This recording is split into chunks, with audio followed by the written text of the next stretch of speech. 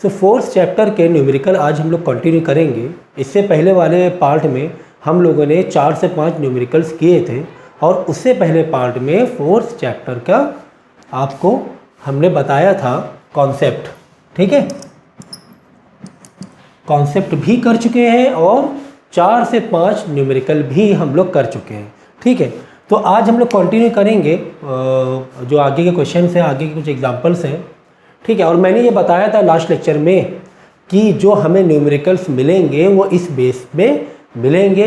मैंने आपको 4 टाइप बताए थे। इसी बेसिक से, इसी फॉर्मूले से न्यूमेरिकल आपके घूमेंगे, क्वेश्चंस आपके घूमेंगे। ठीक है, सो मैंने बताया था टॉर्क और इसके न्यूमेरिकल भी कराए थे। आज हम लोग net movement of force that is equilibrium, मतलब अगर net movement of force is equal to 0 यानी इक्विलिब्रियम बेस पे ये भी मतलब 2-3 न्यूमेरिकल इसके करेंगे और आज इसके भी न्यूमेरिकल करेंगे।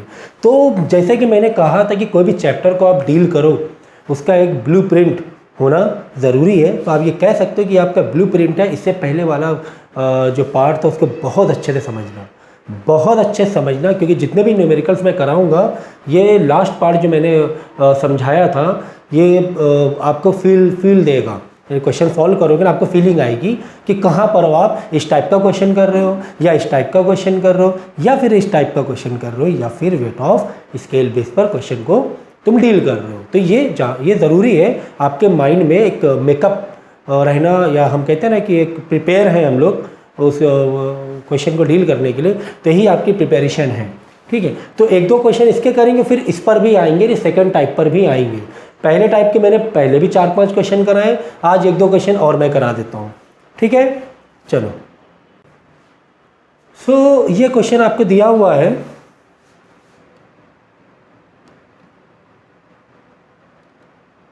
चलो पहले ये वाला डील करेंगे। ठीक है, ये टाइप 1 पर ही है क्वेश्चन। देखो यहाँ पे आपको एक डायग्राम दिया हुआ है और मैं डायग्राम पूरा कर देता हूँ। F2 देखो लिखा हुआ है in figure a roller of diameter 0.4 metre. जो डायामीटर है, मैं यहाँ पे इंफॉर्मेशन डाल रहा हूँ, वो 0.4 मीटर है। इस रेस, देखो जब मैं क्वेश्चन पढ़ता हूँ ना, मैं क्वेश्चन तोड़ तोड़ के पढ़ता हूँ। आप लोग क्या किया करो, वीडियो पॉज करके पहले क्वेश्चन को मन में पढ़ लिया करो, ज़्यादा अच्छा होगा आपके लिए। ठीक है, 0.4 metre rests on the pavement XY। एक पेवमेंट है, पेवमेंट जैसे कि ऊपर हमें चढ़ाना है, एक लिफ्ट करना है। ये जो व्हील है ना, ये व्हील है ना, व्हील को इस तरीके से ऊपर लिफ्ट करना है। ये गेटिंग ठीक है ना। एग्जाम्पल के तौर पे जैसे ये है मोबाइल है, इसको मैंने यहाँ पे फिक्स किया और मैं यहाँ पर ऊपर एक पेवमेंट बना हुआ है, ऐसे मैं लिफ्ट करने की कोशिश कर रहा हूँ। ठीक है, कुछ ऐसी बात है, कुछ ऐसी बात है। ठीक है, और बाई फोर्स F1 F2 हम 2 फोर्स लगा रहे हैं, मतलब कि 2 डायरेक्शन पे फोर्स लगा रहे हैं। हम इधर से भी फोर्स लगा रहे हैं एक बार और एक बार इधर से भी फोर्स लगा रहे हैं। ठीक है ना, देखो एक ये पॉइंट से फोर्स लगा रहे हैं, ये पॉइंट से फोर्स लगाने की कोशिश कर रहे हैं। यानी कि एक बार ऐसे कह लो, एक बार मैंने इधर से फोर्स लगाने की कोशिश की और एक बार मैंने इधर से फोर्स लगाने की कोशिश की। और इसका जो फिक्स पॉइंट है, पाइवट पॉइंट, वो कहाँ पर है, एक्स के ऊपर है। ठीक है, और ईच फोर्स यानी F1 F2 दोनों में ही हम कितनी ताकत लगा रहे हैं, हम 10 न्यूटन लगा रहे हैं। दोनों डायरेक्शन में ही हम कितनी ताकत लगा रहे हैं, 10 न्यूटन लगा रहे हैं। यहाँ से भी 10 न्यूटन देने की कोशिश कर रहे हैं, यहाँ से भी 10 न्यूटन देने की कोशिश कर रहे हैं। ठीक है, ठीक है।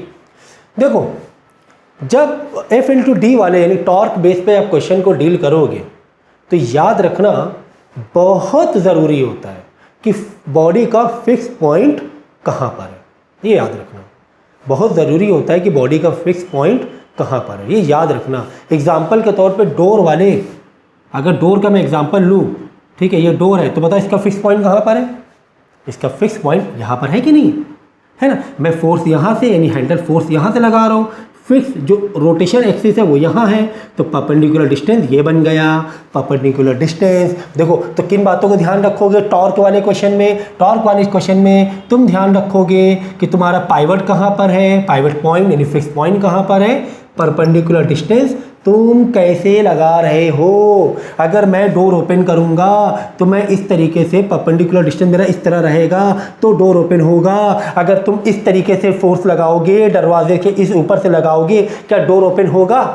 नहीं होगा। या फिर इस तरीके से तुम लगाओगे, इस तरीके से लगाओगे, क्या डोर ओपन होगा? नहीं होगा। समझो ये फिक्स पॉइंट है, ऐसे तो डेफिनेटली तो फोर्स कैसे लगाना पड़ेगा, या तो ऐसे खोलने के लिए, बंद करने के लिए ऐसे। अगर तुम ऐसे फोर्स लगाओगे सेम लाइन पर, सेम लाइन मतलब ये तुम्हारा देखो ये तुम्हारा एक्सिस है, ये एक्सिस ऑफ रोटेशन है। अगर तुम ऐसे लगाने की कोशिश करोगे, ऐसे, डोर ओपन होगा? नहीं होगा।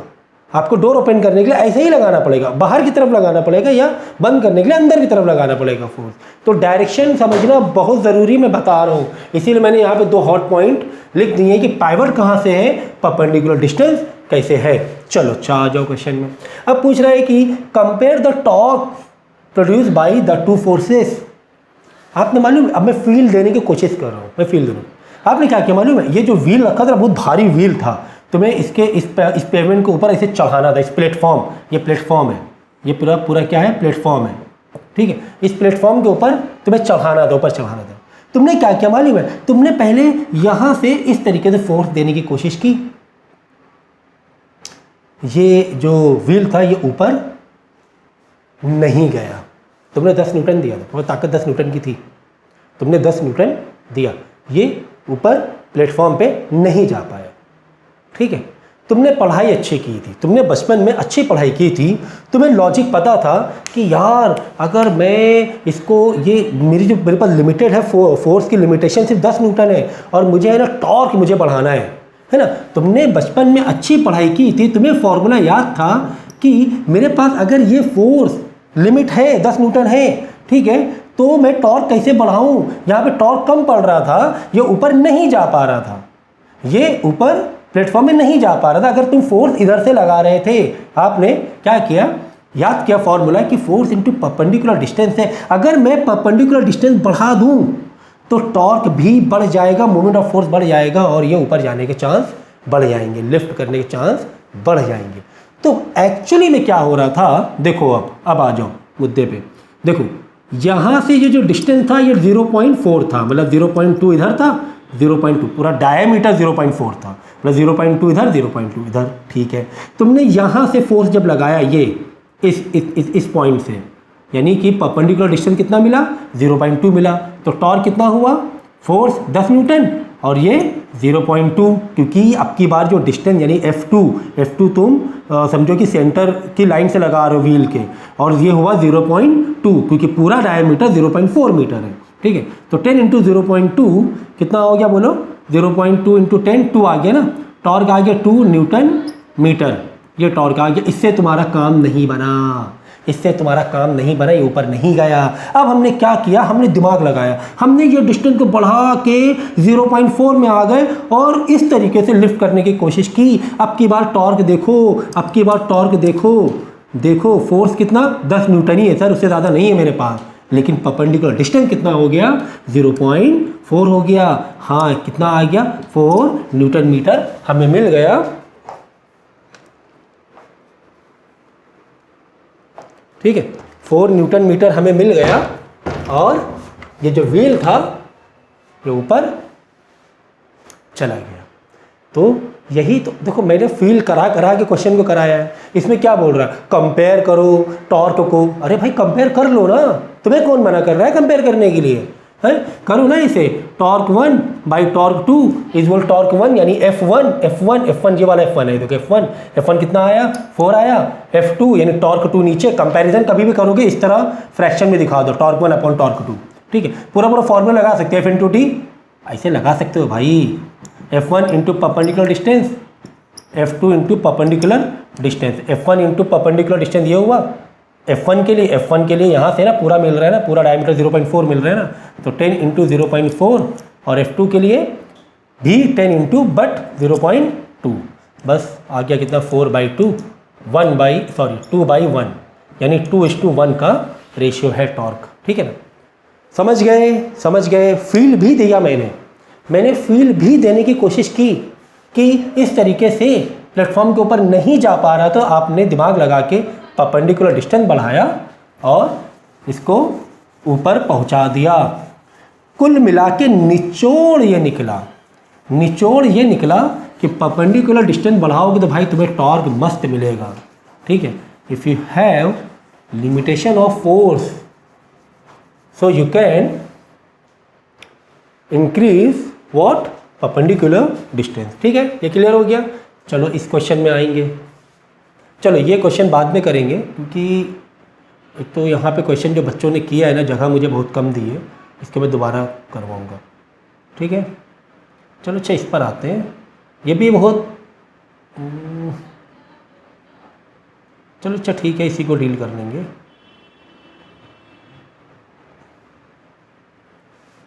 इसको डील करते हैं। चलो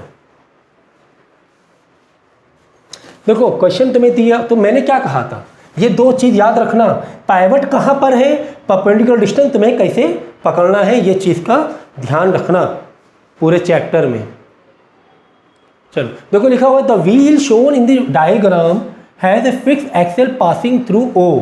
यहाँ पर फिक्स है तो मैंने कहा ना पाइवटेड ध्यान रखना। ठीक है, the wheel is kept stationary under the action of, मतलब हमने व्हील को है ना स्टेशनरी रखा हुआ है। वास्तव में स्टेशनरी रखा हुआ है मतलब कि मैं यहाँ से फोर्स लगा रहा हूँ और शायद इधर से भी, तो मैं फिलहाल यहाँ से फोर्स लगा रहा हूँ, F1 दिया हुआ डायरेक्शन। ठीक है, देखो अच्छा आगे क्या है। Action if a horizontal force F1 at A and a vertical force F2 at B. तो यहाँ पे एक डायग्राम बनाना पड़ेगा मुझे। ये हुआ F2।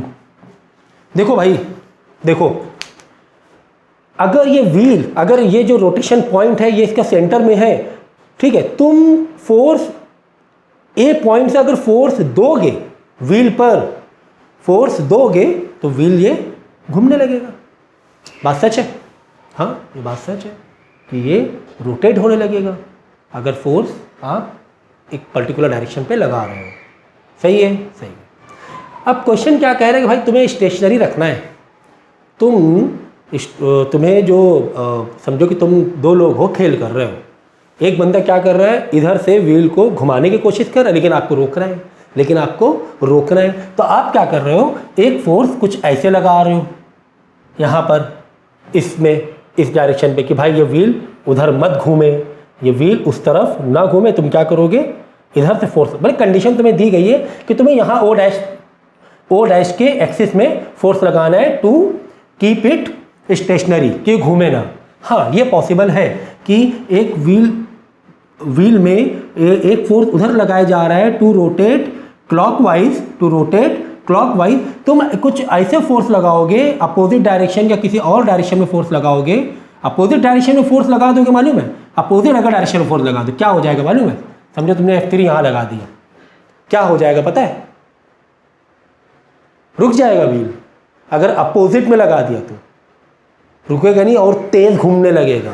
सोचो जरा सा, ये इस तरह घूम रहा है, अगर F1 लगाने पर तुम इधर से भी एक फोर्स लगा दोगे तो व्हील और तेज नहीं घूमने लगेगा, है ना। मैंने एक बताया था, देखो याद करो जब चैप्टर एक्सप्लेन किया था कि समझो एक सीसॉ है, एक इसको इधर से कोई खींच रहा है और एक इसको अपोजिट डायरेक्शन में कोई खींच रहा है, तो मूवमेंट ऑफ फोर्स बहुत ज़्यादा नहीं हो जाएगा, अपोजिट डायरेक्शन पे बहुत ज़्यादा हो जाएगा। अगर किसकी बात करें, कोई रोटेशनल पॉइंट वाली बात करें, हर जगह नहीं।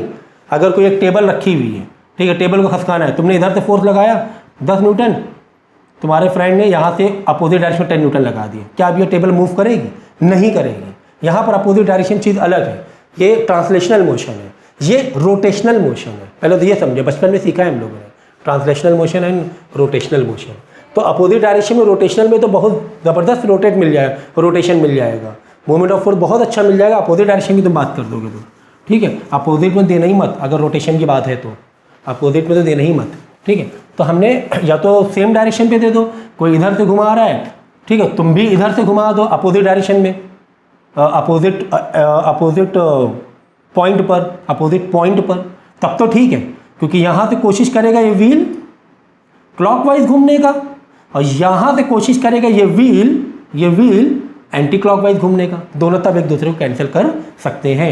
लेकिन फिलहाल हमने इस तरीके से फोर्स नहीं लगाया, कंडीशन दी गई कि हमने एक फोर्स इधर लगाया है और एक फोर्स इधर लगाया है to keep this wheel stationary. बात समझ में आई? ठीक है ना, क्वेश्चन समझ गया ना? अभी क्या है आगे देखेंगे, ठीक है। चलो, सो बोला show the direction of force F2 at B.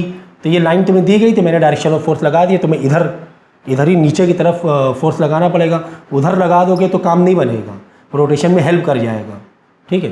तो डाउनवर्ड लगाना पड़ेगा। तो पहला वाला over, which of the force F1 और F2 इज ग्रेटर। देखो वेरी वेरी इंपॉर्टेंट कॉन्सेप्ट, जैसे कि मैंने कहा था कि परपेंडिकुलर डिस्टेंस द पाइवटेड पॉइंट, ये दो पॉइंट बहुत मैटर करते हैं टॉर्क के लिए, ठीक है। अब सेकेंड यानी बी पार्ट में क्या पूछ रहा है, बी पार्ट में आपको पूछ रहा है कि इसको हमने स्टेशनरी कर दिया by applying F1 but against applying F2 this wheel became stationary position, ठीक है ना। ये स्टेशनरी पोजीशन में आ गया है। लेकिन यार एक चीज़ देखो, अगर फोर्स का जो लाइन आप देखोगे, फोर्स की जो लाइन देखोगे यहाँ पर देखो, इस व्हील यानी इस पाइवटेड पॉइंट से अगर तुम टॉर्क को कंपेयर करो F into D perpendicular distance, यहाँ पे O और यहाँ पे कोई एक है M, OM है, ये O डैश है, ठीक है। अगर हम F1 की बात करें, किस पे इसका टॉर्क कितना आएगा, F1 इंटू परपेंडिकुलर डिस्टेंस यानी F1 into perpendicular distance OM, ये लगभग टॉर्क मिलेगा जब F1 हम लगाएं, सही है। अब हमें इसी के अपोजिट इतना ही टॉर्क देना पड़ेगा कि ये व्हील स्टेशनरी, अगर मैं इसको कम टॉर्क दूं तो ये उधर ही घूमने लगेगा, कम स्पीड में घूमेगा लेकिन घूमेगा। तो मुझे इसके बराबर ही मुझे यहाँ पर भी टॉर्क देना पड़ेगा। अब देखो फिर सेकेंड वाला मैं बी वाला निकाल रहा हूँ, टॉर्क एट बी पे निकाल रहा हूँ F2 into perpendicular distance that is O dash O, ठीक है। तो OM एंड O डैश, इसको तो तुम चेंज नहीं कर सकते हो, ये तुम्हें सिचुएशन दी गई है कि यहाँ से ही तुम्हें लगाना है, तुम्हें परपेंडिकुलर डिस्टेंस इतना ही रखना है। अब बात समझो ज़रा, अच्छा ये बताओ OM बड़ा है कि O डैश बड़ा है, परपेंडिकुलर डिस्टेंस कौन सा बड़ा है, F1 वाला परपेंडिकुलर डिस्टेंस बड़ा है कि F2 वाला परपेंडिकुलर डिस्टेंस बड़ा है, कौन बताओ, कौन बड़ा है बोलो। F1 वाला परपेंडिकुलर डिस्टेंस बड़ा है, साफ में दिखाई दे रहा है। यानी कि इन दोनों को तुम परपेंडिकुलर डिस्टेंस कंपेयर करोगे तो ये वाला ज़्यादा है, ये वाला कम है, लेकिन हमें टॉर्क दोनों का सेम चाहिए, दोनों में टॉर्क सेम चाहिए जिससे कि वो व्हील रुका रहे, आगे ना बढ़े। अब तो परपेंडिकुलर डिस्टेंस तो इसका तो ज़्यादा हो गया सर, अब क्या करें, F1 वाले का परपेंडिकुलर डिस्टेंस ज़्यादा है, अब क्या करें सर, कैसे हम टॉर्क को बराबर करें। तो भाई तुम फोर्स को बढ़ा दो, यहाँ पर फोर्स की तुम्हें ज़्यादा ताकत लगानी पड़ेगी, डिसएडवांटेज है तुम्हारे पास उसके बराबर का परपेंडिकुलर डिस्टेंस नहीं है, तुम्हारे पास परपेंडिकुलर डिस्टेंस कम है। तो तुम्हें क्या करना पड़ेगा, जैसे इस वाले क्वेश्चन में हमें क्या करना पड़ा था, बोलो, हमें डिस्टेंस बढ़ाना पड़ा था, फोर्स बराबर था, F1 F2 10 न्यूटन थे इससे पहले वाले क्वेश्चन में, 10 ही 10, तो हमने क्या कर दिया था, हमने डिस्टेंस बढ़ा दिया था। लेकिन अब की बार यार ये तो पहले से ही तुम्हें फिक्स दिए हुए हैं कि OM इतना ही है भाई, O डैश इतना ही मिलेगा तुम्हें डिस्टेंस। अब क्या करें, तो अब की बार फोर्स को बदल दो, F2 को बढ़ा दो, तो ओवरऑल मल्टीप्लाई करोगे आंसर सेम आएगा। एग्जाम्पल के तौर पे समझो कि F1 तुम्हारा 2 था और OM तुम्हारा 10 था, कितना हो गया, 20 हो गया।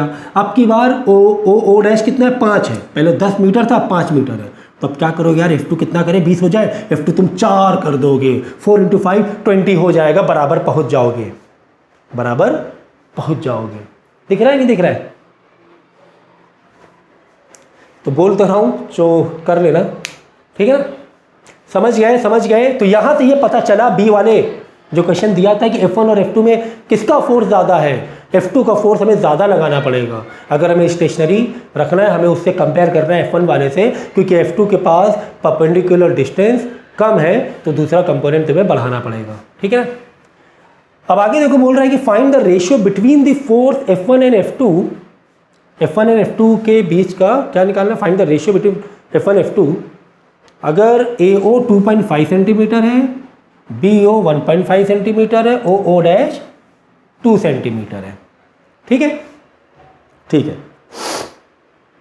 ए ओ जो ए ओ है, ठीक है, वही तो रेडियस है, वही तो तुम्हारा परपेंडिकुलर डिस्टेंस है ना, ये पाइवटेड से परपेंडिकुलर डिस्टेंस यही हुआ ना, यही हुआ। ओके, ठीक है ना।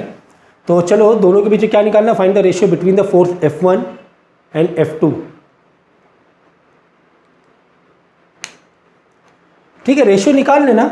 देखो F1 में F1 के लिए कितना निकल रहा है, फोर्स कहीं दिया है वैल्यू, देख लो जरा, चेक कर लो। फोर्स की वैल्यू दी है तो पूरा हम लोग निकाल लेंगे आंसर, नहीं दी गई है तो फिर वेरिएबल में आंसर निकालना पड़ेगा।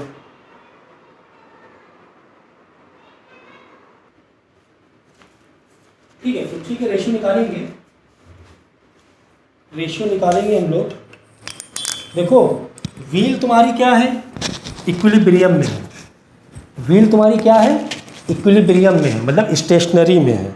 ये बात पहले ही क्लियर है, ये बात पहले ही क्लियर हो चुकी है कि व्हील आपकी इक्विलिब्रियम में है। ठीक है, तो मैंने देखो जब इससे पहले लेक्चर में मैंने बताया था ना कि न्यूमेरिकल कौन कौन सा टाइप के आ सकते हैं। देखो जब कोई बॉडी इक्विलिब्रियम में है तो नेट मोमेंट ऑफ फोर्स क्या होता है, 0 होता है, यही ना। और हम क्या कर सकते हैं, anti clockwise is equal to clockwise कर सकते हैं, मतलब F into D is equal to F into D, one side F into D and one other side F into D. ठीक है, अब वही क्वेश्चन इसी पर आकर सेकंड वाले टाइप में बेस में आ गया, वही सेम क्वेश्चन। ठीक है, क्यों, क्योंकि इक्विलिब्रियम में है। ये जो व्हील है तुम्हारा किस पर है, इक्विलिब्रियम में है। सही है, तो लगा देंगे F into D is equal to F into D. तुम्हारा क्या जा रहा है, तुम्हारा क्या जा रहा है, हमें मालूम पड़ गया इक्विलिब्रियम वाली बात है। इक्विलिब्रियम का मतलब इफ इक्विलिब्रियम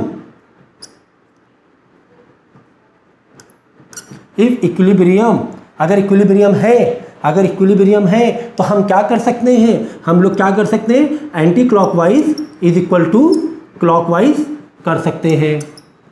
ठीक है, anti clockwise moment of force is equal to clockwise moment of force कर सकते हैं। ये जो F1 वाला है, F1 वाला क्या दे रहा है, F1 वाला दे रहा है क्लॉकवाइज, और F2 वाला क्या दे रहा है, F2 वाला क्या दे रहा है, बोलो। F2 वाला ये देखो, ए ऐसे लगाया यानी कि इस तरफ जाएगा ये, यानी क्लॉकवाइज दे रहा है। ठीक है, F2 वाला क्लॉकवाइज, F2 वाला एंटी क्लॉकवाइज दे रहा है, F1 वाला ये दे रहा है। तो F into D is equal to F into D, movement of force का फॉर्मूला, टॉर्क का formula, anti clockwise torque, clockwise torque, है ना। F into D is equal to F into D. Anti clockwise कौन सा, F1 वाला है, ये F1 वाला एंटी क्लॉकवाइज था, नहीं सॉरी F2 वाला था एंटी क्लॉकवाइज। हाँ, F1 वाला क्लॉकवाइज है, हाँ ये F1 हो गया। ठीक है, सही है। क्लॉकवाइज मूवमेंट ऑफ फोर्स में कौन दे रहा है, F1 दे रहा है। ये देख लो, ये ऐसे फोर्स लगा रहा है, ऐसे तो ऐसे ही तो घूमेगा ये चक्का, क्लॉकवाइज ही तो घूमेगा। सही है, सही है।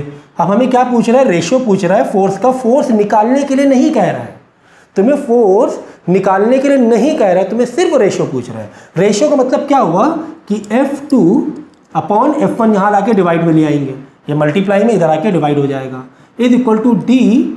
ये F1 वाला डी है तो F1 वाले डी को हम क्या कह देंगे, चलो यहाँ पे मैं बदल रहा हूँ, आप लोग पूरा पूरा स्टेप करना है। F1 वाले डी को मैं कहूँगा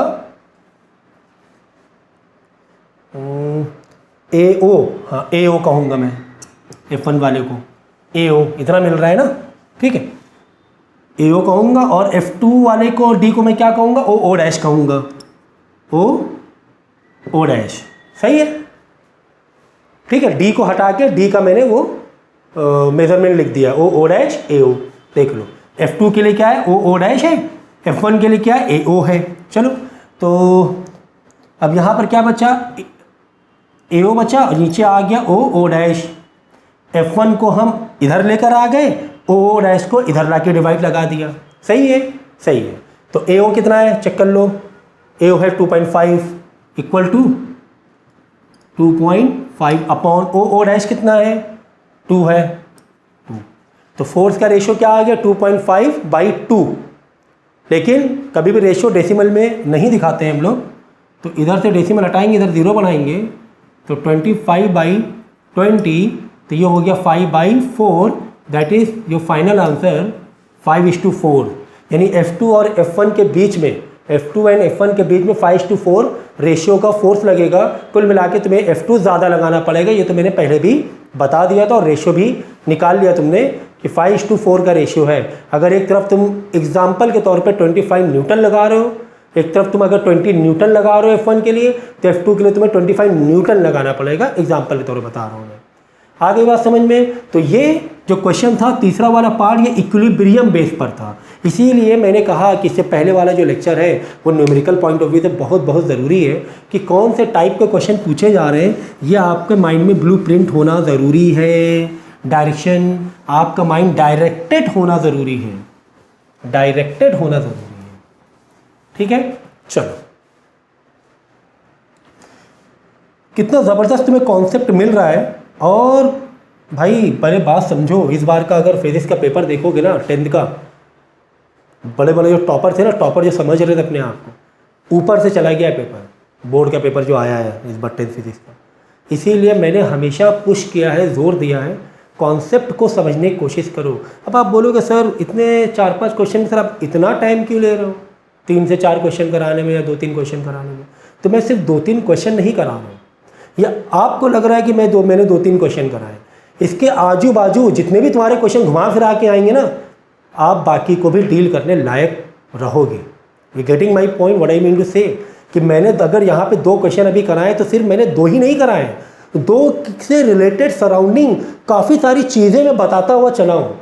यानी कि अगर आप क्वेश्चन पेपर या किसी कोई और भी बुक ले लो, जो क्वेश्चन लगाने के लिए जो भी बुक्स आती है मार्केट में, प्रैक्टिस बुक, उसमें तो क्वेश्चन लगाओगे ना, आपको मज़ा आएगी, बाकी क्वेश्चन करने लायक हो जाओगे। रटना नहीं है आपको, मैं 2 मिनट में सॉल्यूशन करके दिखा सकता हूँ, आपको पता भी नहीं चलेगा कि मैंने अच्छा सिखाया कि ख़राब सिखाया। आप तो सीखने की स्टेज में हो, आपको क्या मालूम कि आप अच्छा सीख रहे हो ख़राब सीख रहे हो।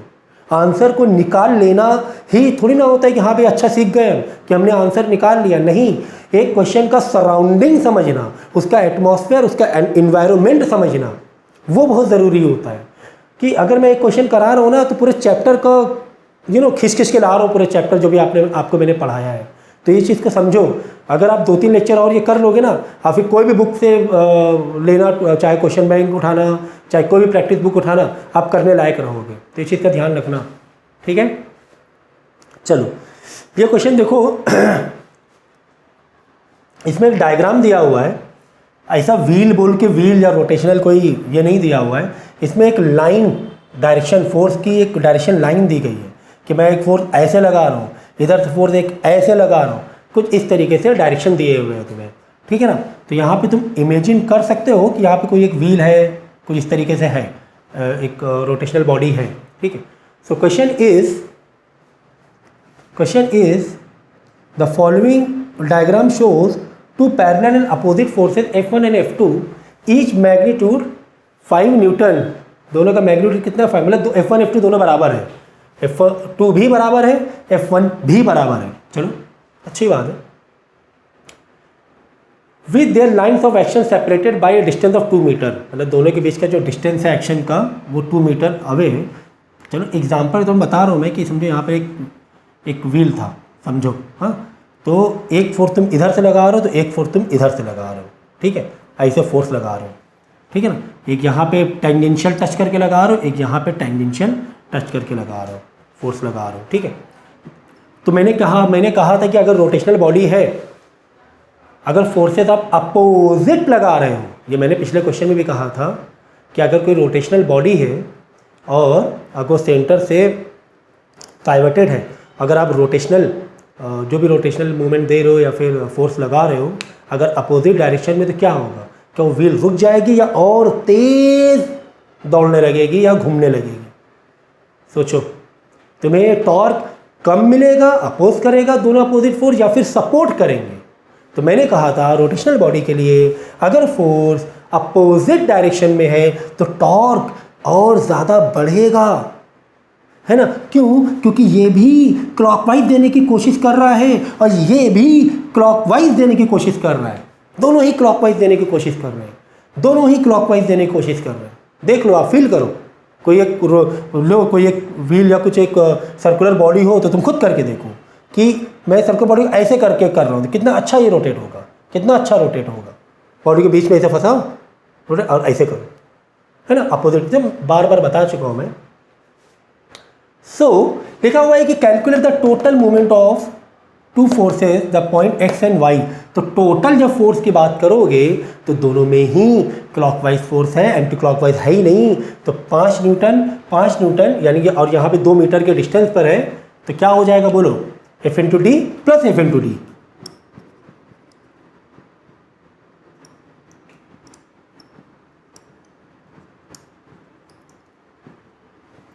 F into D plus F into D.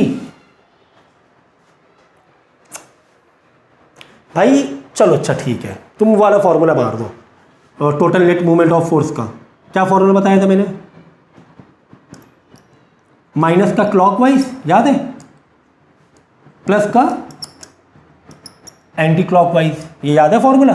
Minus का क्लॉकवाइज प्लस का एंटी क्लॉकवाइज। चलो माइनस बाहर रखो, और जब क्लॉकवाइज लोगे तो क्लॉकवाइज में दो है फोर्स क्लॉकवाइज में, एक एफ इंटू डी अलग ये है और एक एफ इंटू डी ये अलग है, ठीक है ना।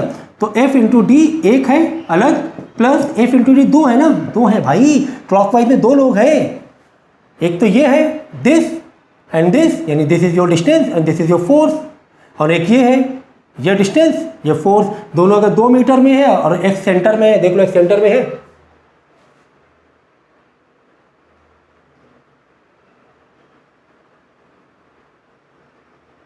हाँ मिडवे, ये देखो पाइवटेड। मैंने कहा था ना पाइवट वर्ड याद रखा करो, पाइवटेड मिडवे। इसका मतलब अगर ये 2 मीटर है तो ये वाला डिस्टेंस हमेशा डिस्टेंस फिक्स पॉइंट से ही लिया जाता है। आप ये 2 मीटर मत ले लेना, फिक्स पॉइंट से ही लिया जाता है, ठीक है ना। तो फिक्स पॉइंट यानी ये 1 मीटर हो गया, और इसके लिए ये 1 मीटर हो गया F1 के लिए, मतलब 1 मीटर है, ठीक है ना। प्लस एंटी क्लॉकवाइज है क्या? नहीं है, 0। एंटी क्लॉकवाइज कहाँ है बताओ जरा मुझे, कहीं दिख रहा है एंटी क्लॉकवाइज तुम फोर्स लगा रहे हो? दिख रहा है कहीं तुम्हें? नहीं, एंटी क्लॉकवाइज नहीं है, छोड़ो। तो बाहर माइनस चल रहा, चलाओ, क्योंकि ये ओवरऑल क्लॉकवाइज है और क्लॉकवाइज को हम माइनस में दिखा सकते हैं, कोई दिक्कत नहीं है, ठीक है। तो एफ इंटू डी, एफ कितना है 5, distance 1, plus F into D, F कितना है 5 है, दोनों में F1 F2 दोनों 5 ही है, और डिस्टेंस कितना है 1, ये 1 अलग, ओवरऑल 2 था ना, तो कितना हो गया 5 + 5 10 हो गया, माइनस का 10 न्यूटन मीटर। माइनस में आंसर दिखा दो, कोई दिक्कत नहीं है भाई, क्लॉकवाइज है। या फिर माइनस नहीं लगाना है तुम्हें तो लिख दो क्लॉकवाइज, लिख दो क्लॉकवाइज, तब माइनस लगाने की ज़रूरत नहीं है आपको, ठीक है। समझ में आ गया? ठीक है सर, पहला वाला पार्ट समझ में आ गया। वीडियो क्या कर सकते हो, रिवाइज करके वापस से देख सकते हो आप लोग। तो ज़रूरी नहीं होता है कि मेरे एक एक्सप्लेनेशन से आपको समझ में आ जाए, ज़रूरी नहीं है। ये लर्निंग एक प्रोसेस होता है, ठीक है ना, ये ज़रूरी नहीं कि मैं, ठीक है। सो नाउ नेक्स्ट लिखा स्टेट द इफेक्ट प्रोड्यूस। अच्छा एक और है, calculate the total movement of force to for the point X and Y, ठीक है। एक्स एंड वाई दोनों का मैंने प्लस करके एक बार ही बता दिया, ठीक है ना। एक्स, अच्छा एक्स तो मैंने बता दिया, वाई का भी नहीं बताया मैंने, ठीक है ना। वाई का बताना है, एक्स को तो बता दिया मैंने, टोटल मूवमेंट ऑफ फोर्स कितना मिल रहा है। अच्छा वाई पर देखो आप लोग, वाई ये है पॉइंट, अब की बार एक्सिस ये है, वाई पर देखो, वाई पर सोचो ज़रा, सोचो क्या कहना चाह रहा है, क्या कहना चाह रहा है। एक्स तो एक पॉइंट हो गया फिक्स, क्या वाई भी एक फिक्स पॉइंट हो गया? देखो तो देखो, सो पहले मैं ये एक सर्कुलर बॉडी लेकर आया हूँ। देखो एक्स मतलब यहाँ पे सेंटर पे समझो तुम्हारा पाइवटेड था, पहले सेंटर पे पाइवटेड था। आपने यहाँ से फोर्स लगाया, ये अच्छा घूम रहा था, इधर से लगा रहे तो अच्छा घूम रहा था, कोई दिक्कत नहीं हो रही थी। तुम्हें 5 + 5 कितना 10 न्यूटन मीटर तुम्हें टोटल मूवमेंट ऑफ फोर्स मिला था, मैंने पिछली बार बताया था। दूसरी कंडीशन में क्या कह रहा है, दूसरी कंडीशन में ये कह रहा है कि इसी सेंटर बॉडी को अगर हम वाई से ऐसे फिक्स करते, यानी ये तुम्हारा वाई हो गया अब यहाँ पर, ठीक है, ये आ रहा समझ में। देखो अच्छा अब देखना, तुमने फोर्स F2, अब तुम क्या करोगे, इसी सेंटर से ये जो एक्सिस पाइवटेड पॉइंट है और यही पाइवटेड पॉइंट पे तुम फोर्स लगाओगे तो बॉडी घूमेगी, लगाओ ज़रा कॉमन सेंस। भाई अगर इस बॉडी को तुम्हें घुमाना है तो तुम्हें थोड़ा सा परपेंडिकुलर डिस्टेंस लेना पड़ेगा, कुछ ऊपर जाना पड़ेगा, और इसको ऐसे करके घुमाओगे घूमेगा। लेकिन जहाँ से वो फिक्स है, जहाँ से पाइवटेड है, और वहीं पर फोर्स लगाओ, घूमेगा क्या? नहीं घूमेगा। कैसे घूमेगा? जहाँ पर फिक्स है वहीं पे तुम उसी का अगेंस्ट, ये देखो उसी का अगेंस्ट तुम फोर्स मार रहे हो, और यहीं पे तुमने कीला ठोका हुआ है, ठीक है ना, यहीं पे तुम्हारा नेल फिक्स है उस बॉडी को, और उसी फिक्स पॉइंट में तुम ऐसे मार रहे हो, F2 मार रहे हो, तो ये बॉडी घूमेगी? नहीं घूमेगी। हाँ, अगर तुम नीचे आ जाओ या इसको ऊपर नीचे आ जाओ, मतलब यहाँ F1 में आ जाओ, अगर F1 में आ जाओ, तुमने अब घुमाया, हाँ अब घूम जाएगी, अब घूम जाएगी। F1 के लिए घूमेगी, F2 के लिए नहीं घूमेगी। मैं ये कहने की कोशिश कर रहा था कि अगर y फिक्स पॉइंट है और उसी फिक्स पॉइंट की लाइन से तुम फोर्स लगाओगे, ये बॉडी नहीं घूमेगी, नहीं घूमेगी।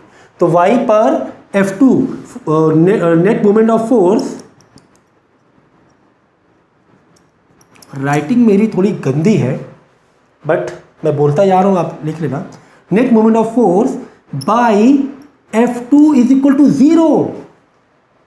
5 न्यूटन तो तुमने मारा है, लेकिन परपेंडिकुलर डिस्टेंस तो मिल ही नहीं रहा है, कुछ मिलता वहीं पे मार रहे हो तुम जहाँ पे फिक्स पॉइंट है। कुछ तो परपेंडिकुलर डिस्टेंस दो, कुछ तो परपेंडिकुलर डिस्टेंस दो, दिया ही नहीं परपेंडिकुलर डिस्टेंस। माने कि तुमने फॉर्मूला लिखा 5 Newton into perpendicular distance, that is 0, तो ओवरऑल 0।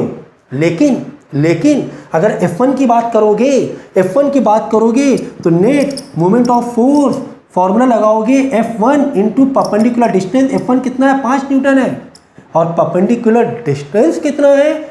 2 मीटर है। अब की बार x की बात नहीं हो रही है, x में 1 था, लेकिन अब की बार पूरा 2 मीटर मिल रहा है, पूरा 2 मीटर मिल रहा है। यहाँ से पॉइंट फिक्स है, ये फिक्स पॉइंट है, मैंने यहाँ से इसको अच्छा पुश किया, अच्छा नेट मोमेंट ऑफ फोर्स पूरा 2 मीटर का मिलेगा।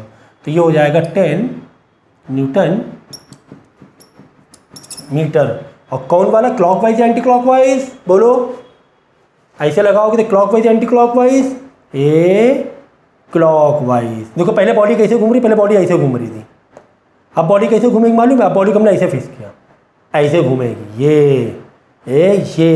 अब F2 से क्यों नहीं घूम रही थी? यहाँ पर पॉइंट, यहाँ पे फिक्स पॉइंट था, यहीं पे तुम फोर्स मार रहे थे, क्यों घूमेगी? पॉइंट तो यहीं पर फिक्स है, ये क्यों घूमेगी? कब घूमेगी? जब इधर या इधर से फोर्स लगाओगे। तो ये डायरेक्शन दिया है ना एरो, मतलब कैसे घूमेगा? क्लॉकवाइज। तो लिख देना क्या?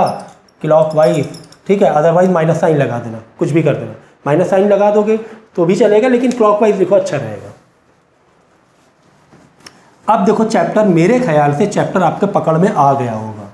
इस तीसरे पार्ट में चैप्टर अब पकड़ में आ गया हो। काफ़ी टेक्निकल चैप्टर है ये।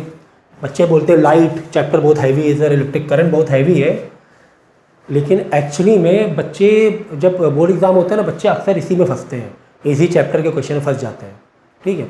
इसका पावर, वर्क पावर, एनर्जी भी है, बाद में मशीन भी है, ये तीनों ही चैप्टर हैं, ठीक ठाक है। Okay, next, two forces of each of the magnitude 2 and act vertically upward and downward respectively.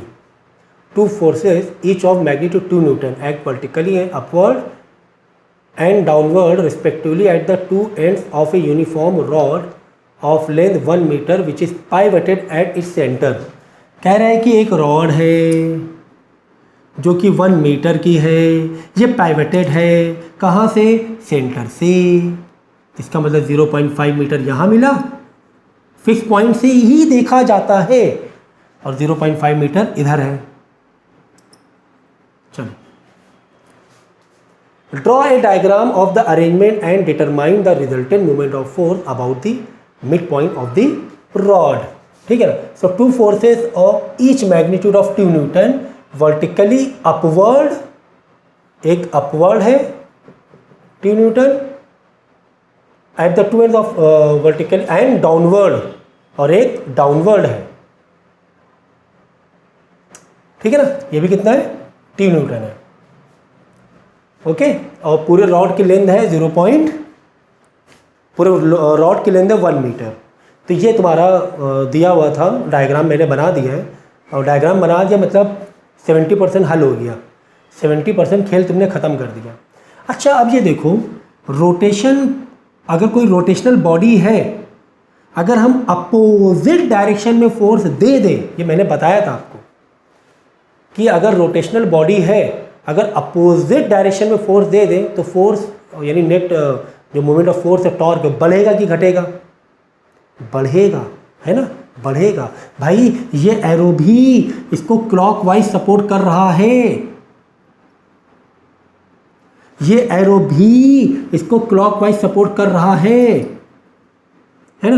ये देखो, ये तुम पेन को ऐसे पुश करोगे नीचे की तरफ, ये क्लॉकवाइज जाएगा, और इधर भी तुम पुश कर रहे हो, अच्छा मिल जाएगा, बहुत अच्छा टॉर्क मिल जाएगा, बहुत अच्छा टॉर्क मिल जाएगा। बोला गया ना कि वन साइड क्या है, अपवर्ड है, अदर साइड क्या है, डाउनवर्ड। अगर ये अपवर्ड है तो ये डाउनवर्ड है, ठीक है,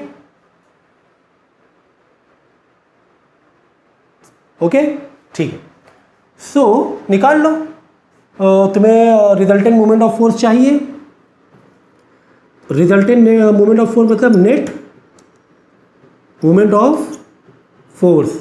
क्या फॉर्मूला मैंने बताया था माइनस क्लॉकवाइज। जो मैंने बताया है मैं बिल्कुल वैसे ही कर रहा हूँ जो मैंने स्टार्टिंग में बताया था, ऐसा नहीं कि यहाँ पे मैंने और घुमा दिया हो तुम लोगों को। एंटी क्लॉकवाइज, ठीक है, कभी भी दो आर्म तुम्हें मिल जाए, देखो अगर सिंगल आर्म मिले ऐसे करके तो मैंने क्या कहा, F/d कर देना।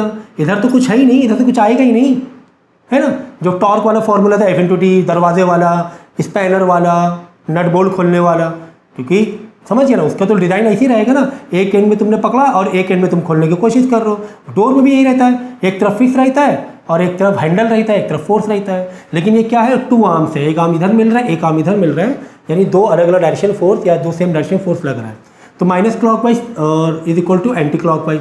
प्लस एंटी क्लॉकवाइज है क्या यहाँ पर, चेक करो ज़रा, क्या यहाँ पर एंटी क्लॉकवाइज है? कोई ऐसा फोर्स का डायरेक्शन बताओ कि एंटी क्लॉकवाइज हो जा रहा है यहाँ पर, बोलो।